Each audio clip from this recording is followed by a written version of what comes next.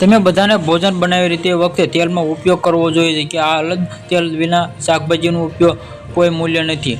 લગભગ જે રાંધેલા ખોરાકમાં તેલનો ઉપયોગ જરૂરી છે, પરંતુ આજે તમને એક એવા તેલ વિશે જાણીએ છીએ કે આ હજારો લોકો પોતાની જીવ ગુમાવ્યો પડતું હતું. જે કેરળમાં આયુર્વેદિકમાં યુનિવર્સિટી ઓફ રિસર્ચમાં સેન્ટરમાં અનુસાર રિફાઇન્ડ તેલ દ્વારા 20 લાખ લોકો મૃત્યુ કારણ બની ગયું છે. જ્યાં રિફાઇન્ડ તેલમાં ડીએનટી નુકસાન કારણમાં વિનાશ, હાર્ટ એટેક અને હાર્ટ બ્લોકેજ, મગજનું નુકસાન, લકવો, સુગર, બીપી, નપુંસક કેન્સર, હાડકાં નબળા, સાંધાનો દુખાવો, કમરનો દુખાવો, કિડની નુકસાન, લીવર નુકસાન, નબળી દૃષ્ટિમાં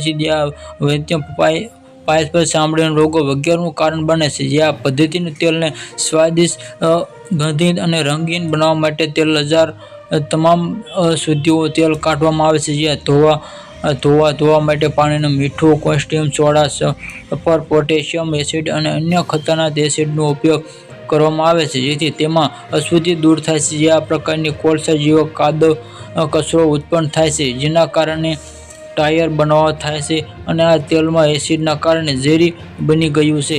subscribe my channel, like, share.